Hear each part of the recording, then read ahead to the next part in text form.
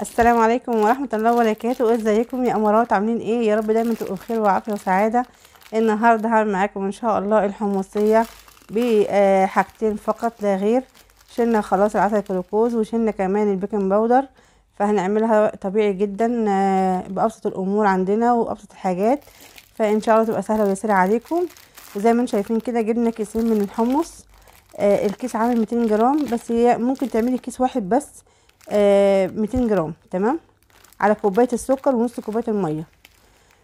الحمص يا جماعه انا بصراحه عشان ما اكذبش عليكم انا ما لقيتوش عند عطار من منطقتي يعني، فانت ممكن تلاقيه عند حد كبير، عطار كبير، او تلاقيه عند عطار مثلا متوفر عندكم، او ممكن تجيبيه من مقله. انا جبته من المقله، تمام. قولوا عايزه حمص مقشر مش بقشره، عشان ابو قشر بيبقى مش بصراحه مش قوي يعني، بيبقى فيه اغلبيته ناشف وفي حجر وفي كده حاجات كده جامده كده بجد صعبه. فانا دلوقتي هعمل معاكم شلنا خلاص العسل الجلوكوز، هنحط السكر بس والحمص، ويلا بينا على طريقتنا عشان نخش على وصفتنا بسرعه. قد عدت يا شهر الهدى، يا رحمة تسع المدى. ونبدا معاكم على بركه الله، اللهم احسن ما بين ايدينا. دلوقتي حطينا الطاسه على النار وحطينا فيها كوبايه السكر. الموضوع بسيط جدا يا جماعه وحلو قوي وسهل. نص كوبايه ميه زي ما احنا متعودين. الفيديو ده يا جماعه احنا عملناه من غير بيكنج باودر ومن غير عسل جلوكوز، تمام.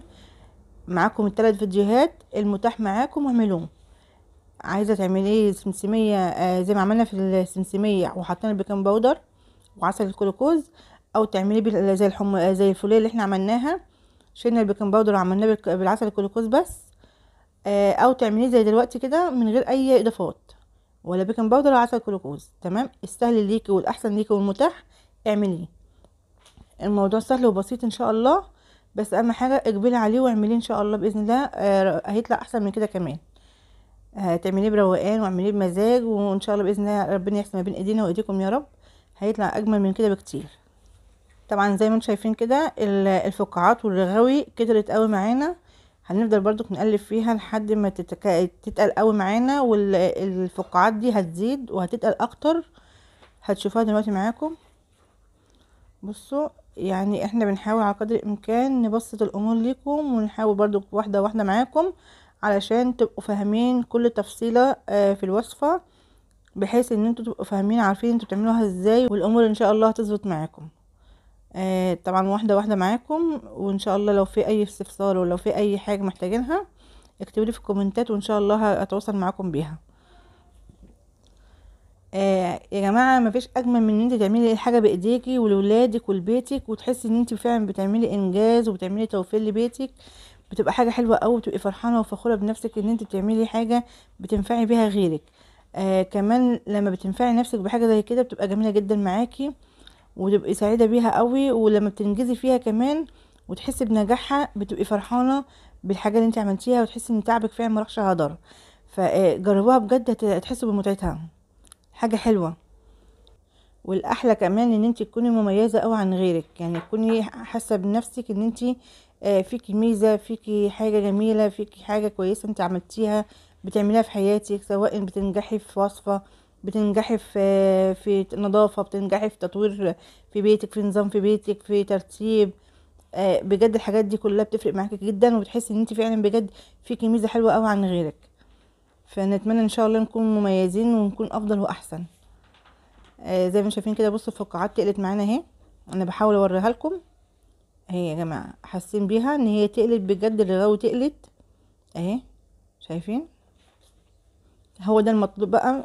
بتحس ان خلاص يعني قربت تعقد معانا، فاحنا برضو هنفضل معاها كده لحد هي كده. لو يا جماعه في المرحله دي لو انت حطيتي هتلاقيها بتمط معاكي وانت بتاكليها وهتلزق في اسنانك، فالمرحله دي مش حلوه خالص. فاحنا عايزينها لما نحطها في بقنا تبقى دايبه وتقطم معانا وتبقى خفيفه. بصوا ابتدت تصفر معانا اهي من الجوانب. انا هفضل برضو اقلب فيها كده عشان احاول اخلي كل السوا داخل جوه العسل كله، تمام.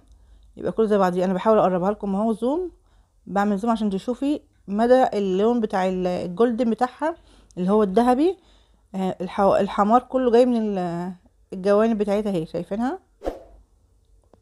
انا بقى لازم اقلب الجوانب دي عشان خاطر احس ان العسل كله بيستوي زي بعضه، ما يبقاش اللي في النص ني مثلا او لسه ما دخلوش السوا، والحرف كله من بره بيحمر اكتر وبيغمق. فلازم اقلب كتير باستمرار عشان احس ان كله استوى زي بعضه.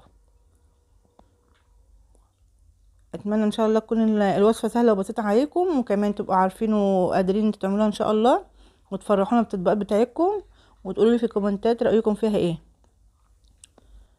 ويا ريت طبعا اللي لسه شايف الفيديو بتاعي دلوقتي وما اشتركش يشترك معانا ويفعل الجرس عشان يصلكم كل جديد. وكمان يا ريت تفعلوا كمان معانا التعليقات علشان نطور من القناه مع بعضينا. بيكم وليكم ان شاء الله هنكون افضل واسعد. بصوا يا جماعه خلاص هو اللون بتاعها استوى خلاص، وانا حطيت دلوقتي كده الحمص بحاول اقلبه مع بعضيه اهو، وهو على النار هاديه. تمام، احنا معليناش النار، وطيناها هديناها خالص، وهنفضل نقلب عليها علشان ما تمسكش. والجو ساقع دلوقتي معانا فممكن تمسك معانا بسرعه، فمش هنلحق ولا نقطعها ولا هنعرف نقلبها. فلازم تكون على نار هاديه وانا بقلب عشان خاطر النار تبقى سخنه ومسخنه معانا العسل. هيساعدنا كتير جدا ان هو يخش جوه السوداني والسمسم والحمص. فزي ما شايفين كده انا خلاص انا قلبتها كلها اهي، واحطها على المشمع اللي احنا دهنينه زيت زي ما انتوا عارفين اهو. مفرش او اي حاجه عندك تدهنيها دهنه زيت خفيفه، وتنزلي فيها الخليط بتاع الحاجات دي، وتفرديها برضو هي سخنه، وان شاء الله هتلحقي تعمليها. بس اهم حاجه خدي بالك على ايدك وبالراحه على مهلك. اذا انا بحاول على قدر الامكان بسرعه اظبطها. انا برضو ما عملتش في القالب وما حطيتش في صينيه ولا في قالب، انا بعمل برضو اهو الطبيعي خالص، على ظهر صينيه، على وش الطبليه، على رخامه. الامور بسيطه الحمد لله ومتيسره معانا وبنعمل في بيتنا، فمش شرط ان احنا نعقد الامور على نفسنا. تمام، فالحمد لله هي بتتظبط معانا اهي وبسوى واحد، وبنحاول على قدر الامكان نقطعها معاكم اهي. ربنا يحسن ما بين ايدينا وايديكم يا رب. انا بقطعها اهي عشان هي سخنه. في حاجه هنا عايزه اقول لكم عليها للامانه، يعني انا طبعا المعيار بتاعي زاد شويه. تمام، انا في السوداني جايبه ربع كيلو، في الحمص كنت جايبه، في السمسم كنت جايبه ربع كيلو، لكن المره دي جبت الحمص زياده شويه، نسيت خالص ازود حجم السكر والميه. تمام، فعشان كده تحس ان هي مفرطه شويه معايا، لان السكر ما غلفهاش كلها. فانا قلت اقول لكم يعني من باب الامانه. انا عملت للامانه برضو شويه عسل حطيتهم على الوش كده عشان يمسكوا الحمص زي ما انتم شايفين كده قدامكم. طبعا الحمص جبت الكيس من عند العطار، من عند المقله، مش من عند العطار، انا جبت من المقله. الكيس عامل معانا 12 جنيه 200 جرام. فانا كنت جايبه كيسين، الكيسين 400 جرام، طبعا فوق الربع كيلو بالزياده. فطبعا احنا متعودين الربع كيلو بنحط عليه كوبايه السكر ونص كوبايه الميه، فانا نسيت خالص طبعا، ورحت عملت الكميه دي ونسيت تماما المعيار الوزن بتاع الحمص. فانا قلت اقول لكم يعني من باب الامانه علشان خاطر تبقوا عارفين هي فرطت ليه. تمام كده، فانتوا خليكم حريصين جدا في المقادير. الربع كيلو عليها كوبايه السكر، نص كوبايه الميه. تمام كده، وتعملها بنفس الطريقه دي، وان شاء الله تطلع احلى واجمل من كده بكتير. بس احنا قلنا نقول لكم الطريقه وانتي اعملي زي ما انتي عايزه. بصوا هي فعلا عجبتهم جدا، برغم ان هي يعني السكر فيها قليل، بس الحمد لله عجبتهم. اتمنى ان شاء الله يكون الفيديو عجبكم، واتمنى تكون وصفه سهله عليكم ويكون وصلت معاكم المعلومات. دمتم في حفظ الله ورعايته. ما تنسوناش من دعمكم ان شاء الله بالشير واللايك والاشتراك في القناه وفعلوا الجرس عشان يوصلكم كل جديد مننا. السلام عليكم ورحمه الله وبركاته.